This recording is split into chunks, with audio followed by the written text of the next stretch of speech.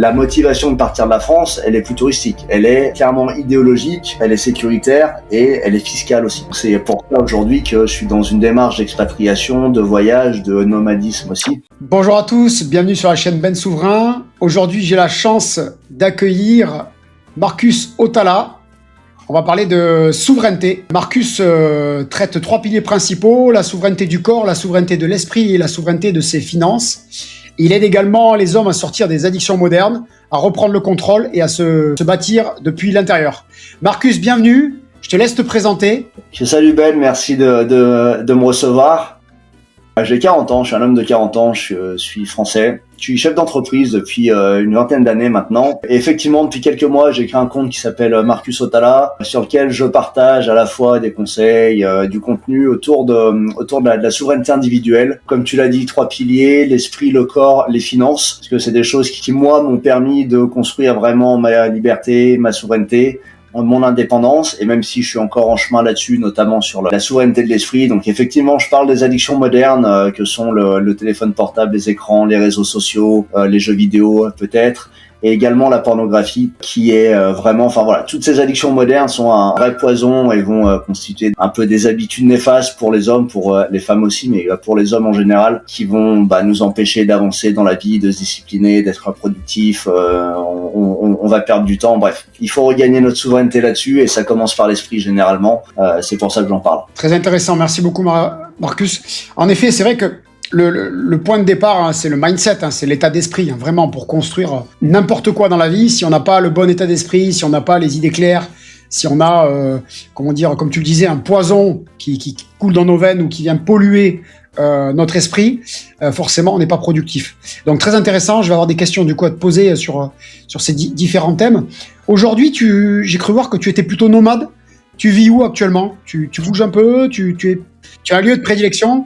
Là, depuis 4 ans, je partage mon temps entre la France et l'Indonésie. Donc, je vis la moitié de l'année en France, l'autre moitié de l'année en Indonésie. Donc, je fais janvier à juin généralement en Indonésie, et ensuite de juin à décembre en France. Donc là, je viens de rentrer en France depuis quelques semaines, et je suis en train de préparer et d'envisager une expatriation dans un autre pays, dans une juridiction européenne, pour me poser fiscalement et après me permettre aussi moi de bouger, de trouver un endroit où j'aimerais me poser, construire quelque chose, une famille, un foyer. Donc là, effectivement, je suis nomade, même si je suis très ancré en France, que j'ai ma famille en France, j'ai des entreprises en France, j'ai des activités, des salariés, des associés aussi en France. Donc voilà, mais je peux bouger un peu de partout et j'en profite. D'accord, très bien. Tu as raison, c'est un confort. Tu sais, comme le disait Jacques Attali, il y aura 3 types de population, et tu fais partie du coup de ces nomades de luxe, comme ils les appellent. Je pense qu'il faut l'écouter parce qu'il sait beaucoup de choses mieux que nous. Il les sait en avant. Oui, je pense. Oui, c'est fort probable. Il accompagne les présidents depuis plus de 60 ans, il me semble, ou moins de 50 ans. Il murmurait à l'oreille des présidents. Ouais, c'est un peu ça. Donc en tout cas, voilà, tu es assez résilient, souple sur les pattes arrière, comme on disait en gendarmerie. Et c'est ce qu'il faut. Il faut vraiment dans ce monde s'adapter. Et je t'en félicite. Je sais que c'est pas forcément ton cœur de ce sur quoi tu communiques. Mais est-ce que tu aurais des conseils à donner à nos auditeurs, à ceux qui nous regardent, concernant les addictions modernes, comme on l'a dit en introduction, à savoir le téléphone, le scrolling, le porno? Est-ce que tu as rapidement quelques astuces pour essayer de sortir de toute cette toxicité, de tout ce qui nous rend plutôt improductifs ou qui nous fait perdre en productivité? Alors, comme tu disais au début, le mindset, c'est la base de justement l'indépendance, etc. Mais on peut avoir donc le mindset, l'état d'esprit, l'ambition, la volonté. On peut avoir le meilleur mindset du monde. On est souvent pollué ou on est, on va dire, freiné par ce que j'appelle moi des comportements compulsifs délétères qui sont ancrés et qu'on remarque même plus en fait. Et le téléphone portable et les écrans en font complètement partie. Et d'autant plus quand on vit dans un monde ultra connecté, numérique. Et moi, je bosse en ligne, toi aussi. Enfin voilà, c'est compliqué. Je vais dire un truc, honnêtement, il n'y a pas d'astuce, de machin. Honnêtement, le bon sens, et c'est le bon sens dont la plupart des gens manquent énormément, je trouve. Mais que ça va être de se bloquer des heures, en fait, pendant lesquelles le téléphone n'est pas avec nous. Typiquement, quand on doit travailler, mettre son téléphone en dehors de la pièce, désactiver toutes les notifications, ne privilégier qu'un seul canal de communication. Moi, j'ai mis une appli sur mon téléphone qui s'appelle Beeper, en fait, qui me permet de regrouper toutes les messageries, que ce soit WhatsApp, Telegram, Instagram, Facebook Messenger dans une seule application. Elle est pour téléphone, pour ordinateur, et du coup je peux gérer les messages parce qu'on se sert d'Insta, de WhatsApp pour envoyer des messages à tout le monde. Et du coup, dès qu'on ouvre Insta pour répondre à un message, on est happé par le fil des réels, des machins. Donc en gros, déjà les messages, moi je les gère dans une seule appli qui ne m'oblige pas à me connecter à chaque application pour pouvoir répondre, envoyer les messages. Donc c'est hyper pratique. Après, je trouve aussi que en fait, ce qui marche le mieux pour la partie smartphone, la partie vraiment addiction au téléphone, etc., c'est d'avoir l'esprit occupé par quelque chose de tellement important dans notre vie qu'en fait, on en oublie, on n'a plus le temps de regarder notre téléphone. Et en fait, on est souvent happé par ça quand on a une sorte d'oisiveté ou quand on essaye d'échapper à quelque chose, d'échapper à un quotidien qui nous emmerde, d'échapper à un boulot qui nous emmerde, un entourage qui nous emmerde. Donc en fait, essayer de remettre du sens dans sa vie par des choses qui nous motivent vraiment, que ce soit au niveau du boulot, que ce soit au niveau du spirituel, des hobbies, tout ça. Et en fait, naturellement, on va moins se tourner vers les écrans quand on a une vie qui est beaucoup plus remplie. Merci pour ta réponse très complète. En effet, c'est vrai que beaucoup de gens, je pense, beaucoup de gens qui passent beaucoup de temps sur les écrans ou sur les jeux vidéo, par exemple, comme tu l'évoquais en introduction. Je pense que c'est des gens souvent qui s'ennuient en fait, en réalité. Et ça, c'est pareil. Je pense que dans notre société, on a plus envie de s'ennuyer, alors que ça peut être très bien de s'ennuyer, parce que je pense que quand on s'ennuie, entre guillemets, on peut se ressourcer, on peut être beaucoup plus créatif. Et c'est là où on sera beaucoup plus souverain et efficace sur le long terme. Et je te remercie pour tous tes conseils qui sont pertinents. Désactiver les notifications, ça je l'ai fait sur mon téléphone. J'ai laissé que quelques contacts qui sont vraiment essentiels en cas d'urgence, par exemple. Quand on a une famille, c'est pratique. Mais sinon, c'est vraiment pertinent d'enlever, comme tu le disais, les notifications. Le coût de l'application, tout en un, ça c'est vraiment pas mal. Je vais me pencher dessus, personnellement. Mais c'est vrai que je pense que les gens doivent retrouver un but, en fait, et arrêter de se disperser. Et tous tes conseils sont très précieux. Je te remercie pour ça. Les gens te remercieront. Tu as beaucoup voyagé, j'imagine.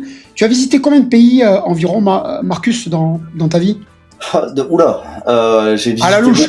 À la louche. Je dirais, je sais pas, 20-30, un truc comme ça. J'ai voyagé dans, allez, on va dire, à la louche, 25-30 pays. J'ai habité dans différents pays. J'ai habité aux États-Unis pendant 1 an quand j'étais étudiant. J'ai habité en Australie pendant 2 ans. J'ai habité à Hong Kong aussi pendant 1 an et demi. Et je passe beaucoup de temps en Indonésie là depuis 4 ans. J'y passe la moitié de l'année, enfin entre 4 et 6 mois par an depuis 4 ans. Donc voilà, j'ai pu voyager pas mal. J'ai pu découvrir d'autres pays, d'autres manières de faire. Je me suis rendu compte que j'ai voyagé beaucoup plus à l'étranger que je n'ai voyagé dans mon propre pays. Il y a plein d'endroits en France que je connais pas du tout, mais qui sont géniaux, qu'il faudrait que j'explore. Mais ouais, j'ai eu l'occasion. J'ai commencé à voyager, j'avais 19 ans. J'ai commencé un peu tard. Je sais pas. Enfin, en tout cas, j'ai quitté la France la première fois. J'avais 19 ans. D'accord, très bien, intéressant. Après, c'est peut-être, c'est un peu tard, oui et non. Mais c'est peut-être parce qu'aussi, c'est une question de moyens aussi, peut-être. Parce qu'au début, quand on est jeune, si on n'a pas la chance d'avoir des parents voyageurs, c'est compliqué quand même de voyager, non? J'ai jamais voyagé avec mes parents. Mes parents ne voyageaient pas. J'ai d'une famille, on va dire classe moyenne, un peu plus. Mais voilà, j'ai jamais manqué de rien. Mais on n'a jamais voyagé à l'étranger. Moi, les vacances, c'était l'écolo. C'était partir en colo à l'hiver, l'été. C'était la mer, la montagne un petit peu. Mais voilà, on n'a jamais voyagé. Mes parents sont pas vraiment des voyageurs non plus. Hein. Donc c'était pas, voilà, ça faisait pas partie vraiment du modèle le familial de partir à l'étranger. Et pour le coup, j'ai 2 frères et sœurs et tout le monde habite à l'étranger aujourd'hui, soit aux Pays-Bas, soit en Australie, moi Indonésie, un peu de partout. Donc je pense qu'il y a quelque chose qui nous a travaillé quand même. Ouais, ben justement, qu'est-ce qui a impulsé, même si j'imagine qu'il y a la partie fiscalité, mais je pense pas que c'est que ça. On s'expatrie pas. Pour moi, il n'y a pas beaucoup de gens qui s'expatrient réellement que pour la fiscalité. Qu'est-ce qui, toi, t'a donné envie, comme sûrement tes frères et sœurs, de partir et de quitter la France ou d'entamer une démarche pour la quitter? Vraiment, il y a plusieurs raisons pour lesquelles on voyage et en fait, elles vont évoluer avec le temps, avec l'expérience, avec nos aspirations, avec nos idées, avec nos convictions aussi. Dans un premier temps, c'était plus la curiosité de découvrir d'autres pays, d'autres pays, d'autres cultures.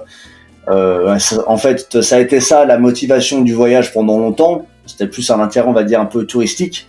Et après, le fait d'habiter à l'étranger, de faire des séjours plus longs. Alors, il faut savoir que ça fait 20 ans que je suis entrepreneur. J'ai toujours été entrepreneur en ligne. En plus de ça, donc j'avais vraiment moi cette vision de la liberté géographique, de l'indépendance financière et géographique. J'étais dans le blogging il y a 20 ans, au tout début vraiment des personnes en France qui parlaient de ça. Donc j'ai fait partie des premiers. Et en fait après il y a eu juste l'envie de me dire ok, je peux bosser de n'importe où. Donc c'est un confort de vie, un luxe, il y a le côté un peu aventure, nomadisme, etc. Et l'âge avançant, les convictions on va dire, se raffermissant aussi vis-à-vis de la politique, vis-à-vis de l'état de la société en France et effectivement de la fiscalité aussi.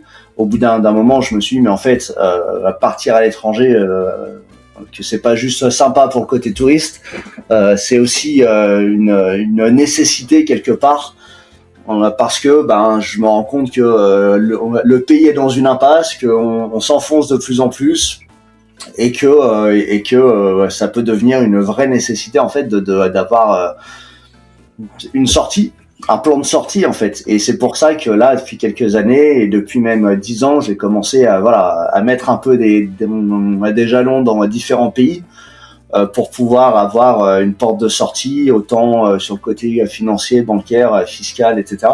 Donc là maintenant, la motivation de partir de la France, elle est plus touristique, elle est clairement idéologique, elle est sécuritaire et elle est fiscale aussi.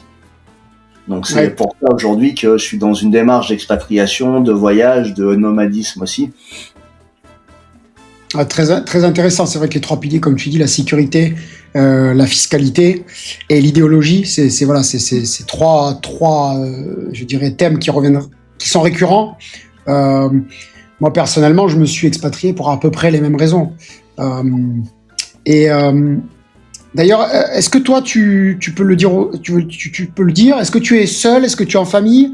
Quelle est ta situation actuelle par rapport à ta recherche sur le pays d'expatriation? Alors moi, je suis célibataire, j'ai pas d'enfants, donc effectivement, je suis beaucoup plus mobile que des gens qui sont en famille, en couple, etc. Après, j'ai des attaches en France qui sont fortes parce que j'ai des entreprises en France, une structure qui est un peu lourde, que je peux pas bouger d'ailleurs, qui restera forcément en France. Mais je peux, à titre perso en tout cas, moi, me déplacer un petit peu n'importe où.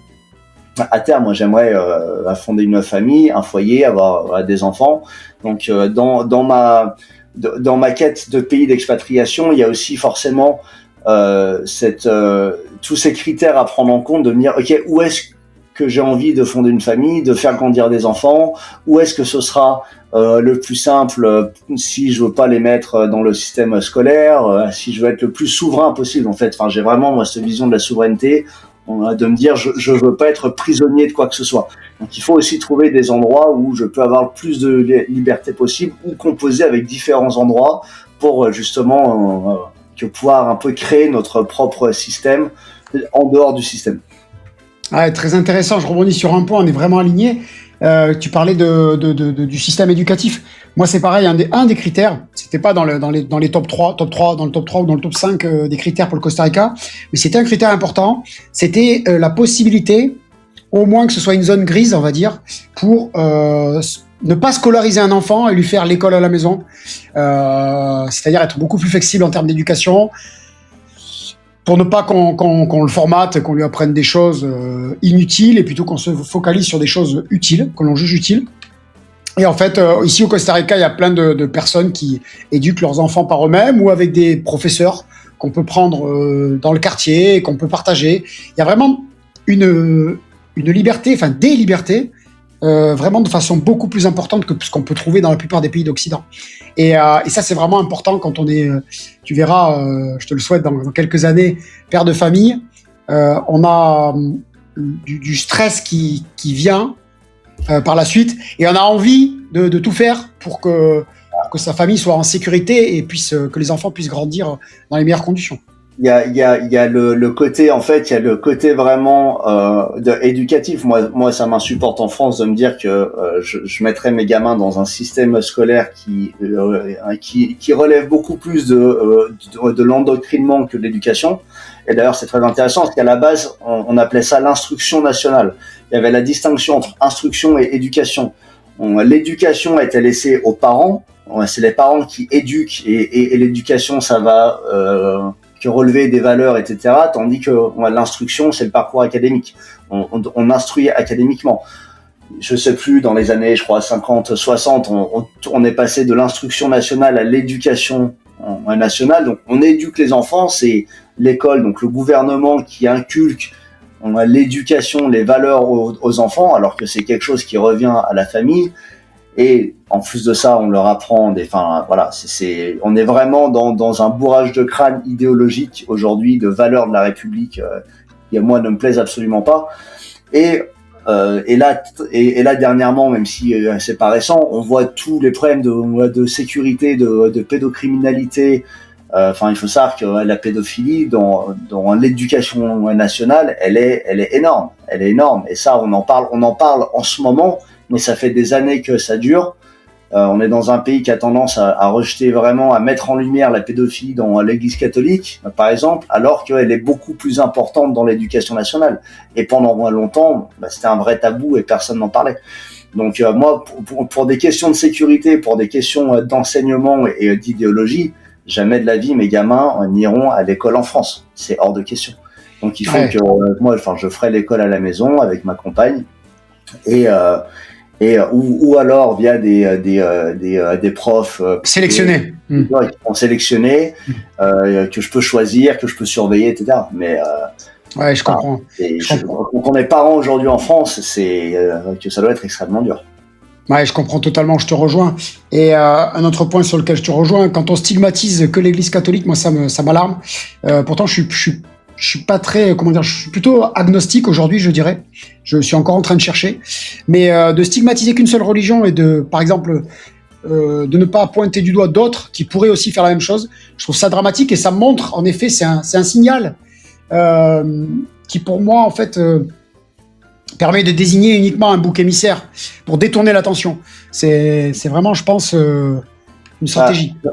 L'Église catholique est le bouc émissaire de la République depuis très longtemps. Je veux dire, la République a été quand même instaurée par la franc-maçonnerie, et la franc-maçonnerie est clairement opposée au catholicisme et à la chrétienté, et c'est eux qui sont derrière la déchristianisation de la France.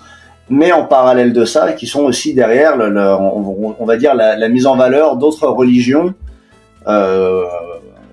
que sous couvert de l'inclusivité, de la tolérance, de l'accueil de tout le monde, voilà.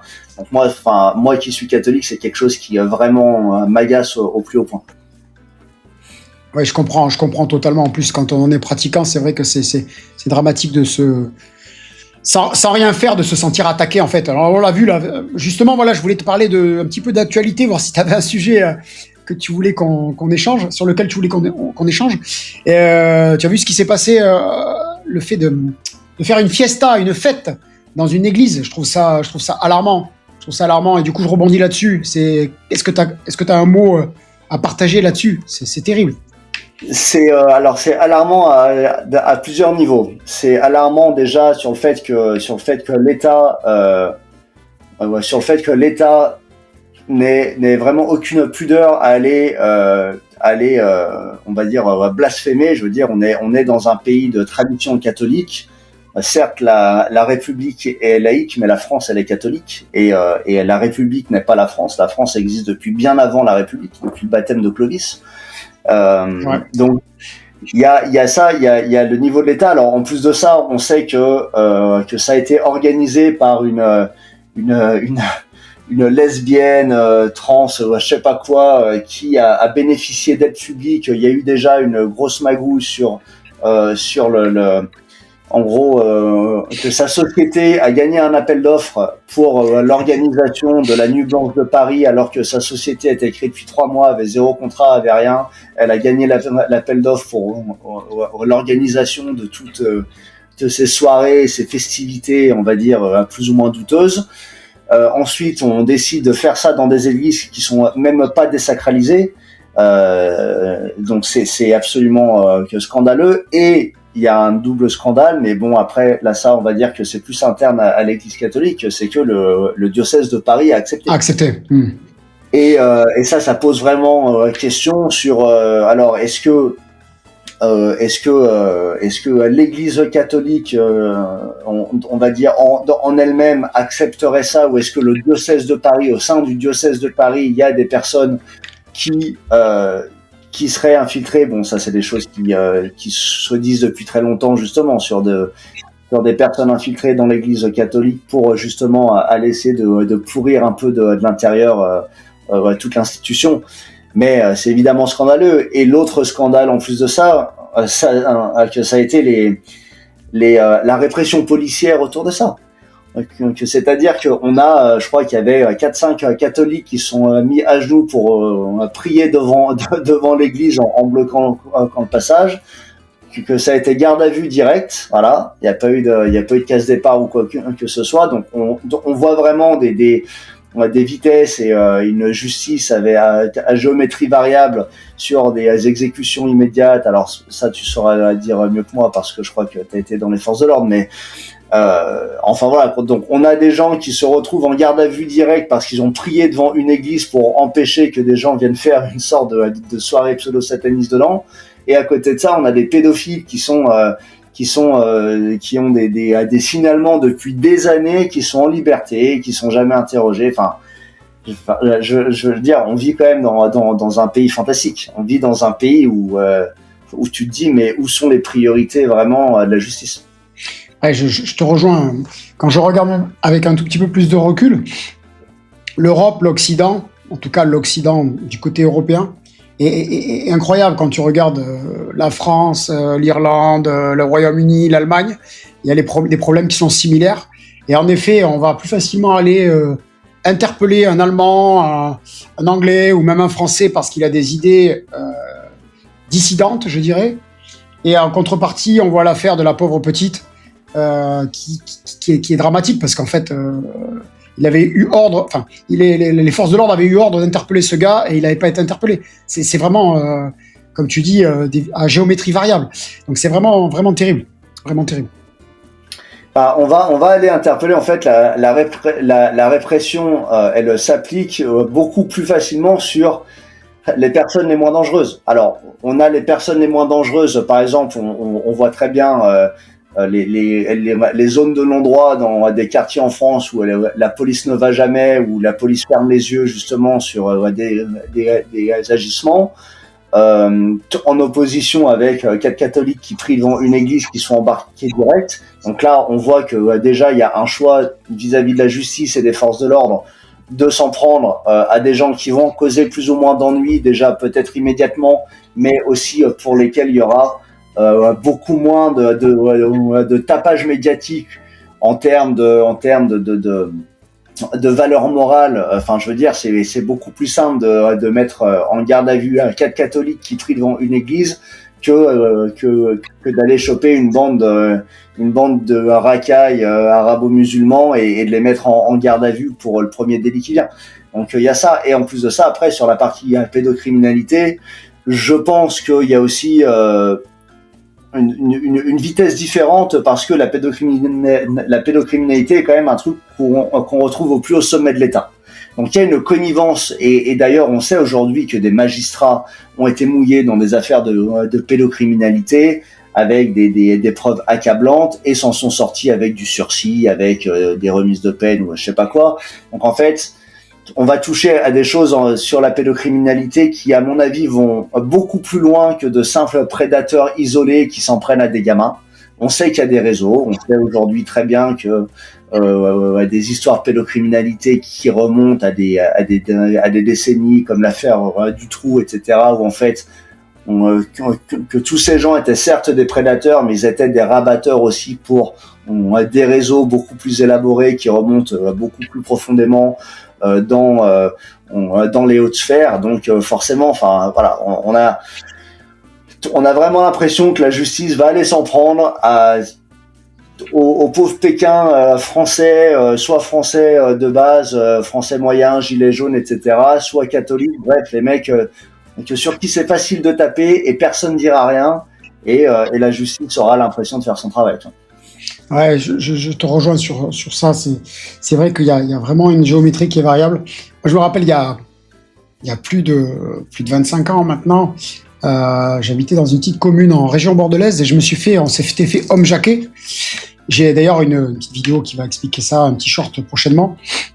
Et en fait, c'était des gens du voyage et en fait, ils ont terminé dans une zone de non-droit. Et en fait, le lendemain, on a retrouvé la voiture brûlée, etc.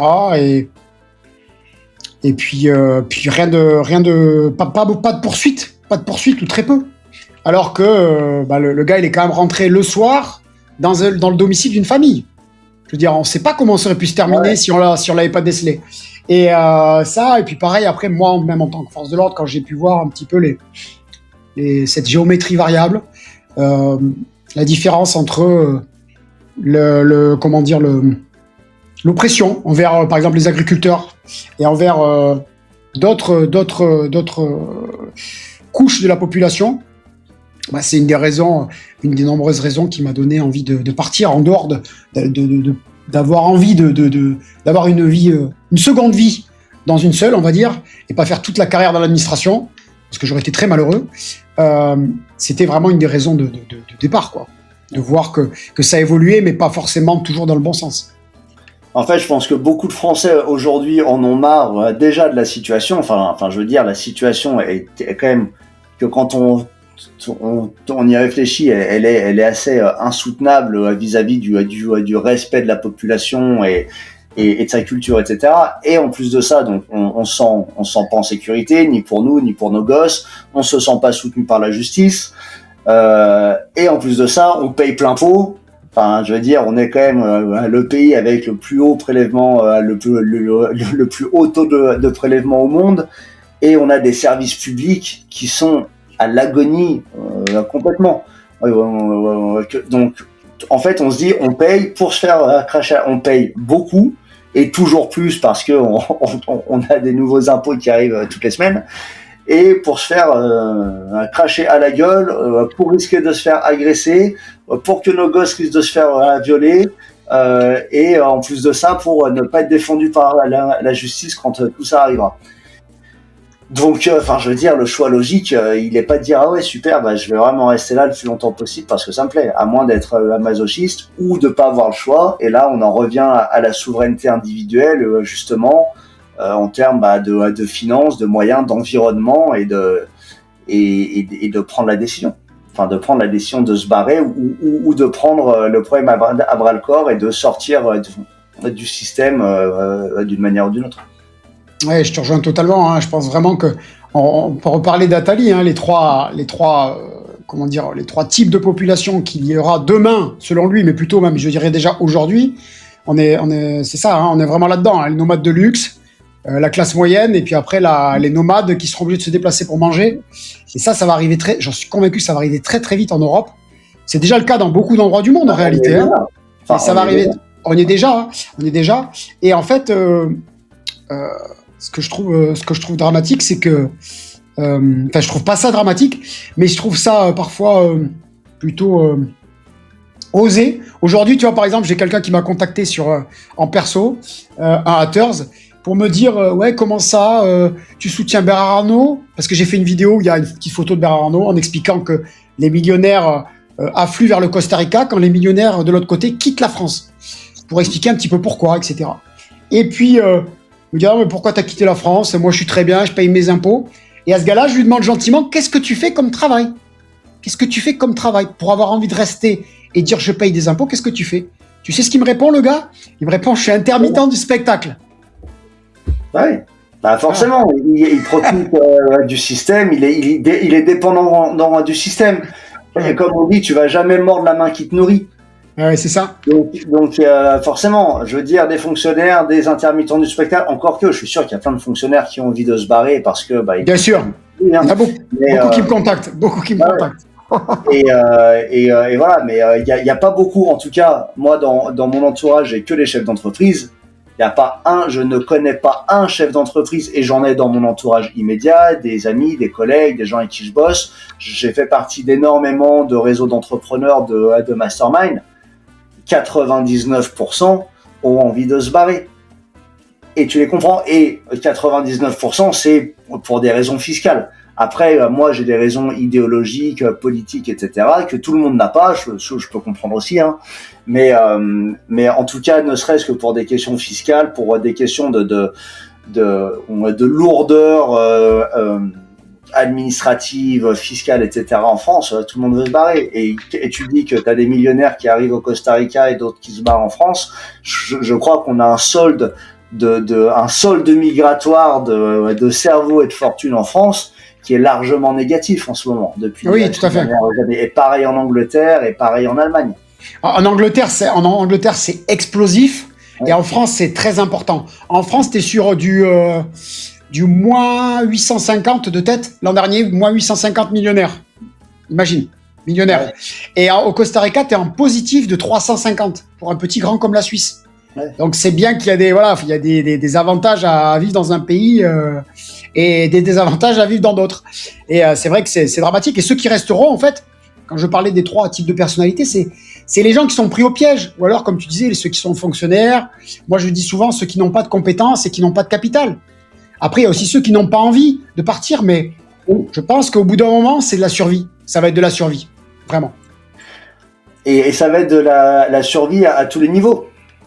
Autant sur le plan, on va dire, des ressources, que ce soit alimentaires, même énergétiques, etc., parce qu'on peut y arriver, mais aussi sur le plan de la sécurité. Moi, je sais que tous mes potes qui restent en France, parce que, bon, c'est compliqué, ils ont les familles, les machins, pas forcément évident de bouger, c'est tous que permis de chasse pour se prendre une arme, port d'armes ou tir sportif pour pouvoir acheter une arme, etc. Donc, tu vois, tout le monde a quand même des préoccupations. On en arrive à un point où, en fait, les gens qui restent sont en train de s'armer, de se défendre, de se préparer à une guerre civile. Et au-delà de la guerre civile, on peut même potentiellement envisager des pénuries énergétiques ou des pénuries, ou en tout cas des restrictions, des confinements énergétiques, écologiques aussi. Enfin voilà, il y a tout un système de contrôle de la population, que ce soit que par des voies que financières ou sécuritaires, ou éventuellement médicales, etc., qui est en train de se mettre en place. Donc il y a un moment, ça va être la survie, c'est où tu vas survivre, où tu vas vraiment te prendre des restrictions sur le coin de la tronche qui seront intolérables, ou tu te casses. Ah, mais c'est clair, c'est clair. Je te rejoins pour les restrictions. Hein. Récemment, j'ai fait une vidéo qui explique ce qui va arriver ce qui va tomber sur la tête de la plupart des Français, en tout cas des Européens même. C'est les CBDC couplés à l'identité numérique, couplés aux caméras avec reconnaissance faciale qu'on commence à être installées pendant les Jeux Olympiques, qui n'ont pas été retirés.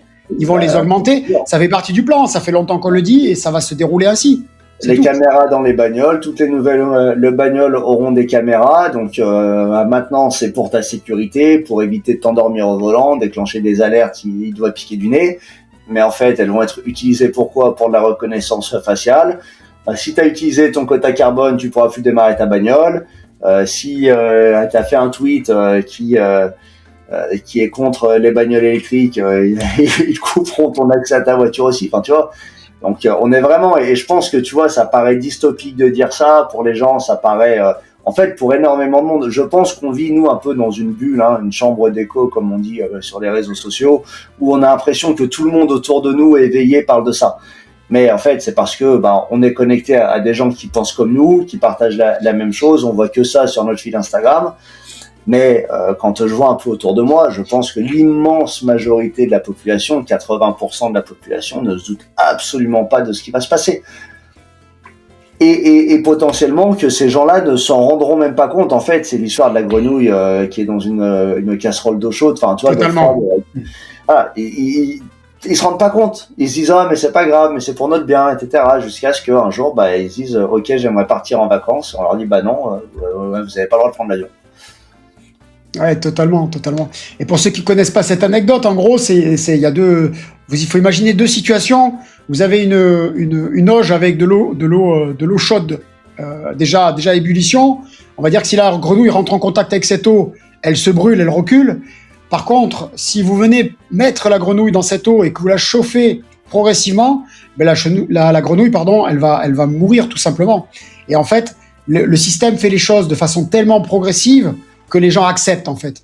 Si on était passé brutalement du monde, on va dire de 2020 ou même des années 90 au monde d'aujourd'hui, avec les lois, les restrictions, tous les codes, les QR codes, toutes ces règles, les gens auraient dit mais c'est pas possible, j'accepte pas. Sauf qu'en fait, ça se fait de façon très très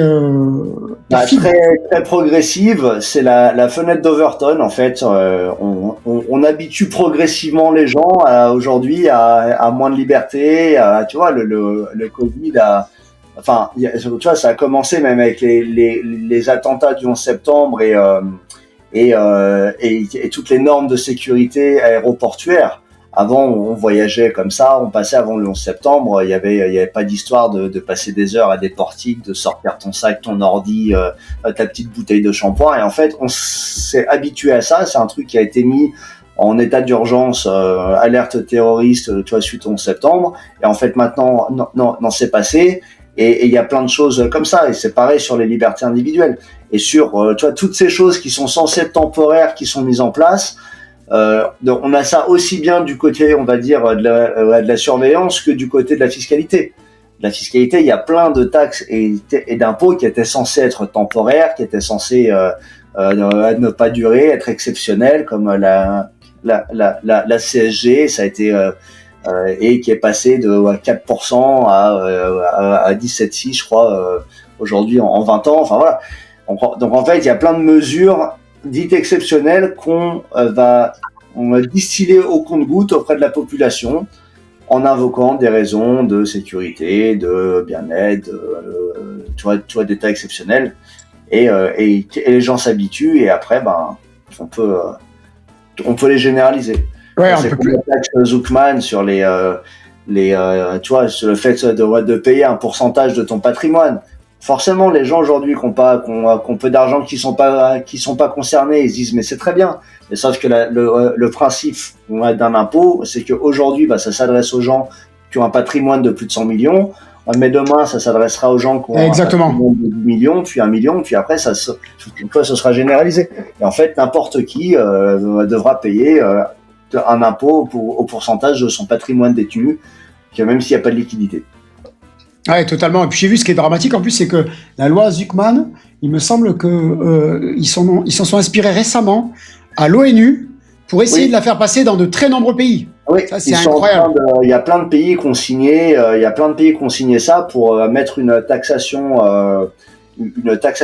sur les revenus mondiaux. En fait, un peu comme ce que font les États-Unis déjà depuis très longtemps. Tout à fait. La France, pour l'instant, visiblement, n'a pas encore rejoint que ce traité-là, mais il y a plein de pays qui l'ont rejoint, qui l'ont signé pour, dans un premier temps, que taxer les centimillionnaires sur leur patrimoine, quel que soit le pays dans lequel ils habitent, par rapport à leur pays de résidence d'origine. Et après, on peut supposer, et ça va très certainement, que s'appliquer à des gens à des patrimoines inférieurs jusqu'à ce que ça s'applique à tout le monde. Et si je dis pas de bêtises, c'est sur le patrimoine, mais c'est sur le patrimoine latent. C'est sur le patrimoine. Oui, c'est sur le patrimoine global. Voilà. C'est dramatique quand tu y penses. Donc, voilà. C'est exactement la même chose que si tu possèdes une maison qui vaut 1 million d'euros et qui est remboursée, t'as un patrimoine d'1 million d'euros. Que si demain on dit à tout le monde, bon, on a déjà la taxe foncière, hein, mais que si demain on dit à tout le monde, vous devez payer 2% d'impôts que par an sur votre patrimoine, ton patrimoine il est immobilisé. Où est-ce que tu vas sortir les 20 000 balles sur ton patrimoine d'1 million juste pour payer tes impôts? Exact. Juste ça pour commencer, et moi je rajouterais que je vais simplifier pour nos auditeurs et ceux qui nous regardent. Ils avaient voulu voter une loi sur les crypto-monnaies, sur les plus-values latentes. Oui. D'accord. Si demain ils commencent à voter ça, et puis après après-demain ils votent la même chose sur les actions. Bah, imaginons que tu achètes des actions ou des crypto-monnaies, tu payes tous les ans, et au bout de 10 ans par exemple, la société fait faillite ou la crypto-monnaie n'existe plus. Bah, tu as payé des impôts pendant X années pour finalement n'avoir strictement rien gagné. Parce qu'en fait, c'est quand même le risque, en fait. Quand tu as des actions, quand tu as des cryptos, ça peut aller à zéro, en fait. En fait, tu supportes l'intégralité des risques, et c'est ce qui se passe quand tu es investisseur à titre perso. Quand tu es investisseur à titre professionnel, tu peux déduire, tu as un amortissement du risque, un amortissement on va dire des sommes que tu as investies, mais quand tu es investisseur perso, si tu as mis 10 000 euros et que tu as un gain potentiel de 100 000, tu as fait un x10, eh ben, ils vont te taxer sur les 100 000 potentiels. Mais sauf qu'entre-temps, peut-être que à un moment donné, ça vaudra 100 000, ils vont te prendre, je sais pas, tu vois, 2% de 100 000, mais que l'année d'après, le truc est retombé à zéro, bah, t'auras quand même payé que sur les 100 000, alors que toi, il te restera plus rien. Tu vois. Mais c'est clair, c'est dramatique. Et pour avoir une mentalité comme ça, je trouve qu'il faut vraiment avoir un esprit socialo-communiste, en fait. Parce que pour moi, tu vas me dire ce que t'en penses, l'impôt que je trouve le plus juste, c'est la TVA. C'est-à-dire que, dans l'absolu, pour moi, il pourrait y avoir une TVA même un peu plus forte, peut-être 22, c'est déjà beaucoup 20, mais 22, 25%, mais pour tout le monde pareil. C'est-à-dire que plus tu as un gros pouvoir d'achat, plus tu payes. Tu achètes une grosse voiture, tu vas payer beaucoup plus. Par contre, de cette façon-là, on inciterait les gens à travailler. Alors qu'avec l'impôt progressif, qui est en fait un impôt communiste, clairement, surtout à ces taux-là, hein, le taux marginal en France, je crois que c'est 49%. Quand c'est 45 plus une plus-value, enfin une moins-value, une augmentation. Je crois qu'on va jusqu'à 49%. C'est dingue, en fait. Ça te donne pas du tout envie de créer de la valeur. Qu'est-ce que tu en penses? Alors, je crois que le taux marginal, il met même plus que ça, il me semble. Sur les très hauts revenus, il me semble qu'il y a plus que ça. Mais je peux peut-être dire une bêtise. Mais même si c'est 49%, c'est déjà énorme. C'est complètement délirant. Oui, la TVA est l'impôt le plus égalitaire, puisque tout le monde la paye au même ratio du montant de ses achats, de 20% ou de 5,5 ou quoi. Donc en gros, la TVA est l'impôt le plus égalitaire. Et ouais, c'est ça. Que tu dépenses 10 000 balles par an ou 150 000, bah tu payes le même pourcentage. Tout à fait. Non, on est d'accord. Mais comme beaucoup de gens, et j'ai fait un post il y a pas longtemps là, j'ai pris une vague de communistes en dessous parce que j'ai dit, alors c'est un post un rage bait, donc qui est fait exprès pour vraiment attirer les haters ou pour faire réagir. Donc les mecs évidemment ils réagissent, mais en fait il y a quand même des gens qui arrivent à expliquer que vu qu'il y a eu des gouvernements de droite ces dernières décennies, on peut pas dire que la France est un pays socialiste. Mais, enfin, je veux dire, il y a quand même des gens et des adultes et des gens qui votent et qui payent des impôts qui ne sont pas capables de différencier la couleur politique d'un parti au pouvoir du régime économique d'un pays global. Tout à fait. Et en France, en fait, alors on est dans ce qu'on appelle une social-démocratie, où il y a effectivement des règles du capitalisme qui peuvent fonctionner, comme la libre entreprise, comme le libre établissement des prix, la propriété individuelle, etc. Encore que quand on voit que les critères du capitalisme sont lourdement régulés, enfin je veux dire la libre entreprise, quand tu vois que dès que tu as une entreprise, tu as des normes, des régulations, des machins, etc. Tu n'as pas une libre entreprise vraiment. Le libre établissement des prix, tu as aussi énormément de régulations. Tu peux pas mettre des prix comme tu veux dans certains domaines d'activité. La propriété privée, elle est soumise quand même à énormément de conditions, à une très très forte imposition. Mais au-delà de ces critères qui relèvent effectivement du capitalisme économique, tu as un nombre incalculable de critères qui relèvent du socialisme. Et en se rapprochant même des fois très très fortement du marxisme ou du communisme. Et les gens se disent non, c'est pas possible, que c'est pas vrai. Il y a eu Sarkozy au pouvoir pendant 5 ans, il est de droite, donc on n'est pas socialiste. Mais Sarkozy, il devait nettoyer les cités au Karcher. Je crois qu'il l'a pas fait. Je crois qu'il l'a pas fait. Les cités au Karcher, il devait faire réunion des droites. Il a trahi la France sur le référendum. Enfin, bon, bref. Mais il y a un morceau qu'ils ont raté, les gens, c'est que il a aussi dit personne, je dis bien personne, ne s'opposera au nouvel ordre mondial. Il a dit ça aussi. Ah oui. Ça, c'est important quand même. Ouais, ils l'ont un peu tout dit. Hein. Ils l'ont un peu tout dit. Ouais. Mais c'est incroyable. Hein. Mais les gens, ça, ils l'ont dit aussi. Hein. Il me semble que Macron a dit texto qu'on se dirigeait vers un nouvel ordre mondial et que personne ne pourra s'y opposer. Et que c'est l'ordre des choses. Enfin bref, qu'il faut que l'accepter. Bon, en tout cas, voilà, sur cette chaîne, on subit pas. Visiblement, de ton côté non plus. Et ça, c'est rassurant. Et comme tu disais, c'est vrai qu'on est un peu dans une chambre d'écho. En effet, c'est le terme que tu as employé, il me semble. Et en fait, il y a la masse qui restera la masse toujours. L'idée, moi, ma vision des choses, c'est d'essayer qu'on tende tous vers la lumière pour essayer de trouver des solutions, pour être plus souverain. Parce que il y aura toujours une masse. Je pense que ça a toujours été dans l'histoire. Il y a toujours eu des masses et il y a toujours eu des gens un peu, disons, plus réfléchis ou plus ouverts d'esprit. Voilà. Qu'est-ce que tu penses de ça, toi ? Je pense qu'il y a des masses. Je pense que les masses sont nécessaires. Je pense qu'aujourd'hui, il est illusoire de penser qu'il y aura une révolution en France. Enfin, on dit souvent que la France est un pays révolutionnaire. Je pense que c'est révolu depuis très longtemps. C'est révolu, c'est le cas de le dire, depuis très longtemps. Et déjà, la révolution française a été largement manipulée. Et c'est pas complètement le peuple qui s'est soulevé. Donc non, je pense qu'il y aura des masses qui resteront. Et je pense qu'en fait, il faut rien attendre. Il faut rien attendre des gens. En fait, que c'est triste, mais il faut penser à sa gueule. Il faut être égoïste. Que tout en ayant quand même un peu un sens du collectif. Parce que je pense que la souveraineté, elle est individuelle, mais on peut effectivement créer des communautés d'entraide. Et je sais qu'il y en a beaucoup au Costa Rica. On peut créer un peu des réseaux, on peut créer des réseaux hors système pour justement essayer de contrer, de s'entraider, de s'échanger des choses, de se soutenir. Donc laissons les masses être les masses et laissons les masses se faire manipuler. Essayons d'en alerter un maximum, essayons de changer quelques esprits, même si on transforme la vie d'une personne grâce à nos conseils, notre contenu, etc. Et c'est toujours, on va dire, une âme de sauver. Mais il y a un moment, il faut plus rien attendre non plus de la politique. Enfin, je sais pas. Totalement.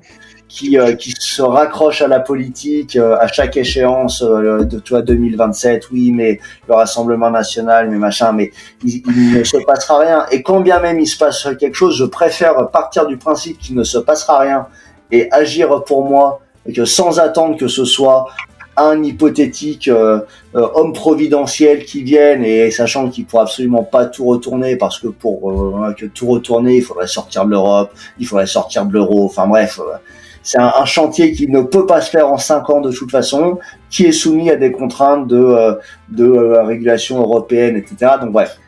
Que pour moi, c'est mort. Bien sûr. Non, totalement. Je te rejoins. Les ingérences extérieures sont bien plus profondes que juste le changement d'un pion, je dirais même. Hein. Le changement d'un chef d'État. Un chef d'État tout seul, il va rien faire. Il va rien faire, clairement. Il va rien faire. Il y a des chefs d'État dans certains pays qui quand même tentent de faire des choses. Enfin, je veux dire, on a des pays en Europe, comme la Pologne. Oui, c'est vrai, il y a un ou deux pays. La Pologne, étonnamment, ils sont pas dans l'euro. Ils ont toujours refusé la monnaie européenne. Ils ont eu des politiques anti-immigration extrêmement strictes. Aujourd'hui, c'est le pays d'Europe avec le facteur de croissance le plus important.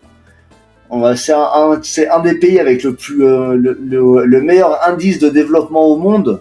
C'est incroyable quand même. Bien sûr. Moi, je suis d'accord avec toi, les pays d'Europe de l'Est sont quand même assez prometteurs. Je dis assez parce que moi, ce qui m'a stoppé dans mes recherches, clairement, c'est le conflit entre l'Ukraine et la Russie. Forcément, si il venait y avoir une troisième guerre mondiale, l'histoire nous montre que pendant la première et la deuxième guerre mondiale, ce sont des pays qui sont très impactés. Donc, moi, j'aime bien regarder l'histoire et voilà. Mais le constat est là, comme tu dis, les chiffres sont bons et ils s'en sortent plutôt bien. D'ailleurs, je crois que c'est dans les pays de l'Est, c'est les rares pays en Europe où tu as le droit d'avoir un vrai port d'armes. Je crois que c'est la République tchèque qui a un vrai port d'armes citoyen. Je crois que c'est le seul pays, l'un des seuls pays d'Europe en tout cas. Ouais, ça montre bien un état d'esprit. Je sais que la Suisse, oui. Alors la Suisse, attention, la Suisse, ils n'ont pas un port d'armes. Je crois qu'ils ont des armes à la maison. Oui. Attends, Vas-y. Non, il me semblait que la Suisse, oui. Alors, il doit y avoir une distinction entre le port d'armes et les armes à la maison que je suis pas assez calé là-dedans. Ouais. Mais, alors, je connais pas parfaitement la Suisse, mais j'ai des clients suisses qui viennent s'installer au Costa Rica, qui se rendent compte de tout ça et que malheureusement, même la Suisse est bien rentrée dans l'Europe. Ils s'en rendent compte. Ils sont pas européens, mais ils sont en train de voter petit à petit tout un tas de lois, de décrets qui sont bien alignés avec l'Europe. D'ailleurs, je sais pas si tu as vu récemment, ils n'ont pas voté une loi anti-immigration, ils l'ont rejetée. Oui, j'ai vu passer ça. C'est dramatique. Et en effet, par contre, là-bas, ils sont quand même très pro-armes, parce qu'ils font le service militaire, un genre de réserve opérationnelle, parce qu'ils n'ont pas de vraie armée. Je crois qu'ils n'ont qu'une réserve. Ouais. Et en fait, ils ont l'autorisation de garder leurs fusils d'assaut quand ils sont réservistes chez eux. Donc c'est pour ça qu'on dit qu'ils ont le port d'armes. Mais en réalité, ils n'ont pas un vrai port d'armes citoyen où ils peuvent sortir avec leurs armes partout, comme nous au Costa Rica par exemple. Okay. Y a pas beaucoup de pays dans le monde finalement. En Asie, j'en connais pas, mais il y en a peut-être. Et ça se fait beaucoup quand même en Amérique latine ou en Amérique du Nord, pour les États-Unis, quoi, dans quelques États. Ouais. Mais le vrai port d'armes citoyen où tu as une arme sur toi, que tu peux avoir une arme chambrée pour protéger les tiens, parce que t'es pas obligé d'attendre qu'une patrouille de police vienne te sauver. Hein. On a vu ce qui s'est passé en Irlande récemment. Il y a plein d'histoires très noires qui montrent que même si les forces de l'ordre sont pleines de bonne volonté et qu'elles veulent t'aider, elles seront pas là à l'instant T quand tu vas te faire te prendre un coup de couteau, tout simplement. Ouais. Non, je pense que le droit de se défendre devrait être un droit fondamental comme le second amendement aux États-Unis. Je veux dire, on cherche en France à désarmer la population. Enfin, je veux dire, il y a eu des programmes où il y avait des incitations à venir rendre des armes de collection, des machins. Il y a quand même des gens qui vont aller spontanément que donner le fusil du grand-père, le machin, des vieilles armes qui traînaient dans des greniers. Enfin, je veux dire, on est en train de désarmer la population, de leur retirer tout moyen de rébellion, de défense, etc. Quand en même temps, on ne fait rien pour les protéger, on laisse courir des mecs, des prédateurs, on n'enferme pas des gens qui sont hyper dangereux, hyper agressifs. Enfin, ou des narcotrafiquants, des organisations mafieuses qui prennent pied dans une ville et qu'après s'étendent quasiment dans tout le pays, en tout cas dans tout le sud de la France pour l'instant, et qui sont armés jusqu'aux dents. Parce que pour le coup, ils n'ont pas juste un petit 9 mm ou une arme de chasse à la maison pour se défendre. Ces gars-là sont armés jusqu'aux dents. Et ça, c'est pas rassurant. Mais moi, je suis originaire de Lyon. Là, je ne suis plus trop les actus à Lyon, mais là, je suis rentré et mes potes m'ont dit, mais t'as pas entendu tout ce qu'il y a eu, machin, etc. Je fais, écoute, non. Enfin, j'ai vu passer 2-3 trucs, mais j'essaie de pas trop regarder. Et 2 jours après qu'un pote me dise ça, ou je crois le lendemain, je vois passer une news, donc fusillade dans un quartier où j'ai habité pendant des années, où mon grand-père et mon père ont habité. Et en fait, à Lyon, là, je crois que Lyon, il y a une stat qui est sortie, un Lyonnais a une chance sur 11 de se faire agresser en plein jour en centre-ville. Ouais. Il y a eu des histoires de fusillades, d'agressions, de machin, dans tous les sens, de partout. Lyon, le centre, la proche banlieue, les villes limitrophes, là, ces derniers mois. C'est que ça devient infernal. C'est énorme. Une chance sur 11, déjà, tu m'aurais dit une chance sur 100, je t'aurais dit, ouais, c'est beaucoup. Ouais. Une chance sur 11, c'est énorme. Wow, c'est dramatique. C'est dramatique. Il y a des villes françaises, mais je crois que la France, il me semble que c'était toi qui avais mis un truc là, il y a pas longtemps sur l'indice de sécurité. Ouais, le Global Peace Index, ouais. Le Global Peace Index. Le Peace Index, voilà, sur des critères de sécurité. On est dans les choux, on est à je sais plus combienième place derrière des pays d'Afrique, derrière des pays d'Amérique du Sud. Enfin, je veux dire, on est en train de devenir le tiers monde, le tiers monde de l'Europe. Tout à fait. J'ai pas tous les chiffres en tête, mais le Costa Rica était 20 places devant la France sur le Global Peace Index. C'est quand même alarmant, c'est quand même triste. C'est quand même triste. On est quand même censé être un pays éduqué, un pays avec un socle solide. Voilà. Et après, bon, un pays dans lequel on paye énormément d'impôts et énormément d'argent public est censé être utilisé pour ça, que pour la défense, la justice, la sécurité, etc. Bien sûr, bien sûr, bien sûr. Et non, très intéressant, très intéressant. Et c'est vrai qu'on arrive tous au constat, en fait, les gens qui ont un peu les yeux en face des trous, je dirais, familièrement, ou pas trop d'œillères, le voient, en fait. Le voient. J'ai des amis qui sont sur Lyon aussi, ils me disent que c'est dramatique. J'ai encore des amis, moi je suis originaire de Bordeaux. Bordeaux, depuis qu'il y a le maire écologiste qui est passé, c'est clairement un coupe-gorge, hein, c'est le mot. L'an dernier, il y a un gars qui s'est fait égorger sur un banc. L'Afghan à côté avec la lame à la main, du sang partout. Et les gens, ils sont en terrasse, ils boivent leur café, ils sont sur leur smartphone. Mais moi, je vois ça, je m'en vais en courant avec ma famille, quoi, en fait. Ouais. Et les gens, ils sont là, ils sont vraiment dans une dystopie incroyable. Ils sont vraiment dans un film, dans une fiction. On est vraiment dans des séries Netflix. C'est vraiment... Et le problème, c'est que c'est tu vois, c'est ce qu'on disait aussi, c'est la fenêtre d'Overton. Donc c'est la désensibilisation progressive. En fait, il y a 20 ans, ce qui se passe aujourd'hui en une semaine en France, il y a 20 ans, on se serait dit, si on était passé il y a 20 ans à maintenant, on se dirait, mais waouh, mais il se passe quoi en France, quoi. Et en fait, vu que l'escalade de la violence, de l'insécurité a été progressive, bah, aujourd'hui, ça nous surprend plus. Et c'est ce qui me fait peur aussi, c'est qu'en fait, on est même plus choqué ou surpris d'apprendre qu'un mec s'est fait égorger à 3 rues de chez nous, alors qu'on est en France. Ou qu'un gamin s'est fait, enfin, je veux dire, on est même plus surpris bien sûr. Qu'un gamin soit fait kidnapper ou fait faire des atrocités par un mec dans notre patelin. Ah, c'est incroyable. Parce qu'on a été habitué à ça, parce qu'on sait que de toute façon il se passera pas grand chose, parce que voilà. Donc c'est ça qui est triste aussi dans ce pays, c'est que il y a beaucoup de gens qui ont baissé les bras et il y a un immobilisme global parce que les gens ont peur. Donc il y a le gouvernement qui fait en sorte que les gens ne se mobilisent pas trop. On a bien vu avec les gilets jaunes, hein, ils ont essayé de se mobiliser.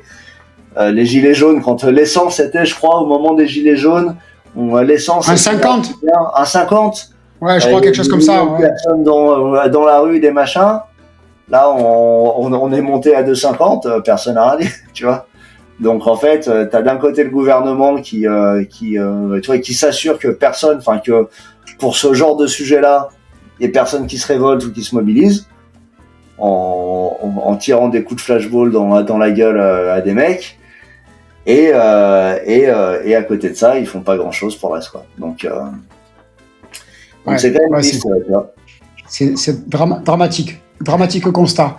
Dis-moi, est-ce que tu aurais un mot, on change de sujet, est-ce que tu aurais un mot, un conseil, des conseils à donner à nos auditeurs, à ceux qui nous regardent, concernant la souveraineté, pour leur donner un peu d'énergie, leur mettre une petite pièce pour les faire en sorte qu'ils se bougent, pour être plus souverains, tout simplement, avant que je passe aux 5 questions que je pose à tous mes invités. Ouais. Alors, pour moi, la souveraineté, tu vois, j'en ai un petit peu parlé, elle va passer par différents piliers. On a l'esprit, on a le corps et on a les finances. Et en fait, ces 3 piliers-là, ils sont interdépendants.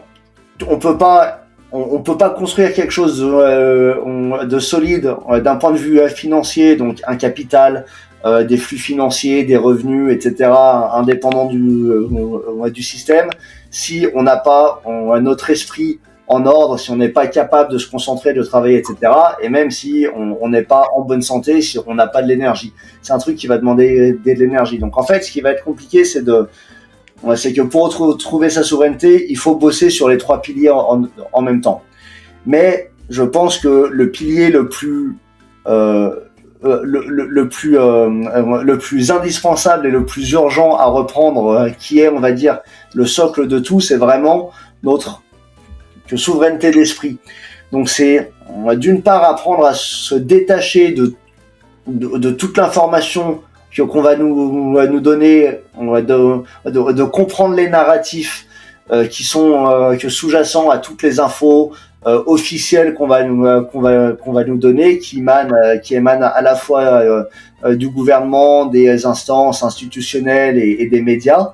Arriver à faire le tri et à comprendre un peu les mécanismes derrière, c'est apprendre à réfléchir par soi-même en prenant du recul.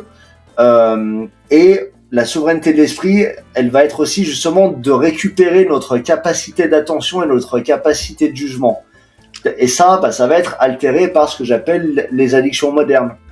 Donc les téléphones, et en fait on va et c'est un cercle vicieux parce que plus les infos sont négatives, plus on nous bombarde de faits divers, de drames, etc., de guerres et compagnie, et plus on va chercher un échappatoire dans quelque chose, dans de la dopamine, dans du réconfort qui est facile à portée de main avec le téléphone, avec les séries Netflix. Donc il faut arriver à rompre un peu tout ce schéma pour se dire, ok, d'un côté, toute la merde médiatique, informationnelle qu'on me donne, il faut que je m'en détache, il faut que je comprenne qu'il y a énormément de mensonges, de manipulations.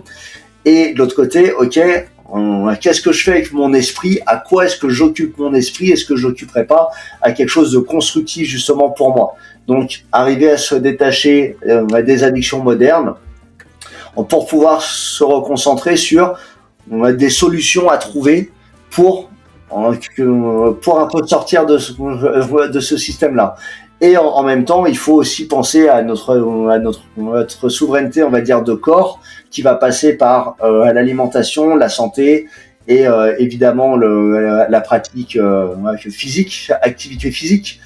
La santé, hyper important aussi dans une époque où on nous impose des confinements, des vaccinations et ce genre de choses. Donc là, ça va rejoindre vraiment la partie souveraineté de l'esprit où il faut apprendre à se détacher des narratifs officiels dont on nous bourre le crâne sur la partie santé, même sur toutes les recommandations de santé au niveau de la nutrition, de l'alimentation qui sont pour beaucoup complètement bullshit.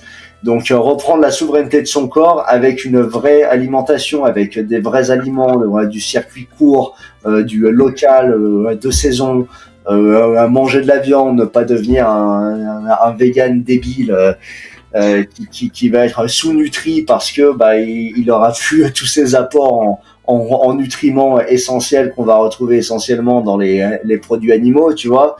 Donc en fait, c'est vraiment quelque chose de global. Mais je pense que la souveraineté de l'esprit, elle est primordiale parce que c'est le premier domino en fait qui va permettre de débloquer tout le reste. Et que si on reste hypnotisé et si on accepte bêtement toutes les infos qu'on nous livre et toutes les nouvelles qu'on nous livre, etc. Et ben on va rester bloqué. Donc pour moi, la souveraineté de l'esprit, c'est vraiment le premier domino, c'est le gros pilier qu'il faut vraiment aborder et arriver à se discipliner à la fois sur nos sources d'information, sur nos sources de divertissement, etc., sur la spiritualité aussi, la spiritualité quelle qu'elle soit, on va dire. Elle n'a pas besoin d'être forcément d'ordre religieux, mais apporter du sacré et du divin un peu dans sa vie pour réfléchir différemment et puis se détacher du quotidien hyper morose, anxiogène qu'on nous sort. C'est quand même extrêmement important. Ouais, très bien, très intéressant. Je vais rebondir sur pas mal de points parce qu'on est totalement raccord. Quand tu parles du contenu, en effet, je pense qu'il faut filtrer le contenu. Et il faut quand même, je pense, pour arriver moi, c'est ce qui m'a aidé en tout cas, pour arriver à la partie esprit, c'est de voir du contenu et d'essayer de comprendre et de lire entre les lignes. D'ailleurs, j'ai reçu pas mal de messages ces derniers temps de gens qui me disent « mais comment t'as fait pour voir les choses comme ça, pour anticiper ça, etc. » En fait, je pense que toi, tu dois fonctionner de la même manière. Quand tu vois une information, souvent tu la digères, tu la prends pas premier degré. Et ça, je pense que vraiment les gens, ils doivent essayer de travailler leur esprit, la gymnastique intellectuelle, pour arriver à comprendre si c'est une information totalement fausse, si elle est très orientée, qui est derrière, qui paye pour cette information. Parce que souvent, quand on regarde l'argent, à qui ça profite, voilà, moi je l'ai bien compris pendant le Covid, en fait. Pendant le Covid, à chaque fois qu'il y avait une information importante, je regardais, c'est telle fondation, c'est tel mec, c'est tel millionnaire, c'est tel milliardaire. Et tout de suite, en fait, on fait une toile d'araignée et on comprend beaucoup mieux. Donc ça, c'est un premier point. Et après, comme tu disais, la capacité de jugement, voilà, tout est interconnecté.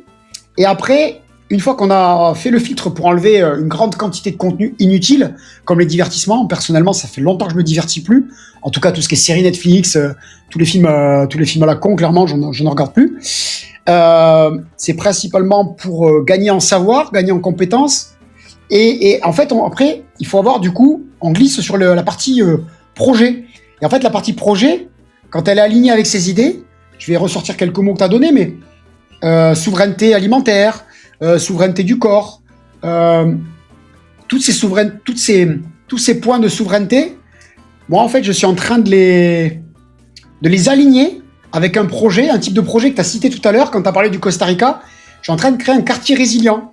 Et dans ce quartier, en fait, c'est un peu du luxe, c'est un peu de la ségrégation, mais je vais sélectionner des profils qui nous ressemblent pour avoir des voisins qui sont alignés, des voisins avec qui on peut se souder, mais en même temps des voisins qui sont des voisins. Chacun sera souverain chez lui, chacun aura sa propre terre, c'est pas une communauté hippie, mais l'idée c'est de pouvoir avoir une diversité de compétences, avoir des arbres fruitiers, un potager, des poules pour avoir de la nourriture de qualité, comme tu disais, des poules avec du poulet de qualité, peut-être même avoir des vaches si on a de la place, et si on développe bien, peut-être avoir des vaches pour avoir une bonne viande de qualité, pour pas bouffer des steaks synthétiques. Comme le font les véganes, les steaks de Billy, le gentil, etc. Et je pense en effet que le monde, les gens sains, les gens éveillés, viendront de plus en plus à ça. Moi, il y a 10 ans, tu m'aurais parlé de communauté, je t'aurais regardé, j'aurais dit c'est un truc de hippie. Et en fait, comme tu l'as très bien dit tout à l'heure, je pense qu'il faut revenir à l'individu. Et quand l'individu il est sain, il va forcément avoir envie de reconstruire avec des gens qui lui ressemblent, avec des semblables. Et on va finalement revenir aux petites familles françaises, on va dire, pas forcément français, puisqu'on est international, mais avec cet esprit-là qu'on avait à l'époque, et du coup aux petits villages français, plutôt que des grandes villes, en fait. Et ça, c'est le piège. On n'invente rien. Je veux dire, on revient non, on n'invente rien. On faisait il y a des décennies, voire des siècles, qui ont fondé la civilisation avant qu'on devienne complètement dysfonctionnel, avant qu'on vive dans une société globalisée, mondialisée, idéalisée par des élites du type Jacques Attali et d'autres personnes, on va dire, de la même engeance. Mais en fait, on revient à des fondations qui existent depuis la nuit des temps. Et en fait, pour moi, c'est vraiment un retour aux sources. Enfin, Totalement. À plein de niveaux, et je pense qu'effectivement l'autonomie et on va dire les concepts de l'autonomie alimentaire, énergétique, etc. sont hyper liés à la souveraineté. Enfin, sont complètement connectés à la souveraineté. Et ce type de communauté, pour moi, c'est marrant parce que dans le terme de l'autonomie, alors je sais pas si je vais faire de la pub ou pas, mais vas-y, profite-en. Qui s'appelle le cercle APS. Je sais pas si tu connais le cercle APS. C'est un mec qui a créé ça, c'est une newsletter. Alors je sais pas si la caméra est inversée, mais c'est marqué le calendrier de l'autonomie. Et moi, je m'intéresse énormément à l'autonomie, au survivalisme, etc. Ah, très bien. Ce sont des formes de souveraineté aussi. C'est des compétences à avoir quand justement on vit comme toi au Costa Rica ou dans des endroits un petit peu reculés. Il y a même des choses à faire en centre-ville. Moi, quand je suis en France, j'habite en ville, mais j'ai mis en place des automatismes, des trucs pour justement en cas de problème, pouvoir me barrer en 10 minutes et prendre un sac qui a tout ce qu'il faut, etc. Et en fait, j'ai commencé à m'intéresser à ça pendant le Covid et je me suis rendu compte que l'autonomie est vraiment une compétence à avoir. Donc le survivalisme ou l'autonomie est une compétence qui est fondamentale dans le principe de souveraineté. Ouais, On est totalement. obligé justement de savoir comment trouver de la bouffe, comment trouver de l'énergie, comment échanger des ressources avec d'autres, comment se regrouper pour justement avoir des complémentarités de ressources, de compétences, d'échanges, etc. Et c'est des choses qui ont existé bien avant nous, et qui fonctionnaient très bien et qu'il faut retrouver. Mais c'est du bon sens, tu vois, parce que là, ce dont tu me parles avec ton sac, c'est finalement, c'est de l'exfiltration, c'est de la résilience. Là, j'ai de plus en plus de gens qui me posent des questions sur Instagram et autres pour avoir des conseils d'exfiltration. On n'est même plus sur de la sécurité classique, là. Il y a des gens qui, quand même, commencent à comprendre qu'il y a un moment, ça va peut-être chauffer trop fort et qu'il faudra partir. Donc, voilà, c'est très intéressant cet échange avec toi. Et tu me redonneras les infos sur le livre, ça m'intéresse particulièrement. Le livre, bon, c'est un bouquin qu'ils ont sorti et qui est très complet. Voilà, tu vois, j'en ai pris 3 parce que je veux en offrir autour de moi. Tu vois, j'en ai un pour moi et je vais en donner à mes proches parce que, tu vois, moi, je pense que c'est le genre d'information qui est vraiment nécessaire à partager. Il faut que les gens soient un peu, on va dire, sensibilisés à ça. Mais tu parles d'exfiltration. Exfiltration, il y a des raisons sécuritaires, mais il y a aussi des raisons, même, enfin, il peut y avoir une catastrophe naturelle. Bien sûr, tout à fait. Un incendie, et tu vois, c'est pas forcément lié non plus à l'actualité, à la sécurité. Et il y a plein de gens, si demain il y a une catastrophe naturelle, il y a un incendie, un tremblement de terre, ils sont bloqués chez eux, ils savent pas quoi faire, et les chances de survie à ce moment-là, elles réduisent comme un peu de chagrin. Il faut être préparé. Et c'est pas être parano, c'est être préparé. Je vis pas dans la paranoïa avec mon sac de secours en permanence avec moi. Mais j'ai un plan en tête, je sais où aller, je sais chez qui aller, avec qui me regrouper, tu vois. Il faut c'est très bien et tu vas très bien t'en sortir sur les petites questions. Et avant de passer aux questions, pareil, le survivalisme, c'est quelque chose qui a été diabolisé par les médias. Après, il y a quelques crétins, évidemment, qui n'ont que des boîtes de cartouches chez eux, avec une arme et des boîtes de conserve. Mais je pense pas que toi et moi, on soit sur ce portage-là. On va plus loin dans la résilience. On se contente pas juste d'avoir une arme et des boîtes de conserve. C'est pas ça le survivalisme. Ah non, c'est le survivalisme. En fait, le survivalisme va de la possibilité de tenir 48 heures dans ton appartement, tu vois, sans eau ni électricité, si tu as besoin, au fait de survivre dans la nature, en pleine forêt tropicale, etc. Tu vois, c'est les mêmes principes. Enfin, tu vas pas faire la même chose, tu vois, tu vas pas faire un peu de bois chez toi dans ton appart. Mais en tout cas, enfin, tu vois, il y a des principes qui peuvent te servir dans la vie quotidienne pour tout plein de situations. Et qui peuvent aussi, donc c'est quelque chose de très vaste. Effectivement, le survivalisme ne se résume pas à avoir une arme et des boîtes de conserve. C'est être capable en fait d'être autonome, quelle que soit la situation dans laquelle tu te trouves. Totalement aligné avec toi. Du coup, on passe sur les 5 questions. Alors, les 5 questions que je pose à tous mes invités. Si tu dois partir avec les tiens demain, ou tout seul dans l'état actuel des choses, est-ce que tu sais exactement où tu vas aller? Je sais exactement où je vais aller, ouais. Très bien. Je sais exactement où je vais, dans quel endroit et avec qui. Parfait. Ça, c'est vraiment essentiel. Si demain, ta banque te bloque tes comptes, est-ce que tu as d'autres solutions? Est-ce que tu vas quand même pouvoir manger, te déplacer, etc. Est-ce que tu as d'autres moyens de paiement, d'autres solutions autres que le système bancaire classique? J'ai plein d'autres moyens de paiement. Déjà, j'ai plusieurs banques, donc il faudrait que toutes mes banques en même temps, dans plusieurs pays, me gèlent mes fonds. Et j'ai d'autres moyens de paiement. Tu vois, j'en porte quelques-uns sur moi aussi. Donc, tu vois, j'ai d'autres moyens de paiement et justement, je me suis prémuni de ça aussi. Très bien. Si ta sécurité dépend de toi seul, est-ce qu'aujourd'hui tu penses être à la hauteur?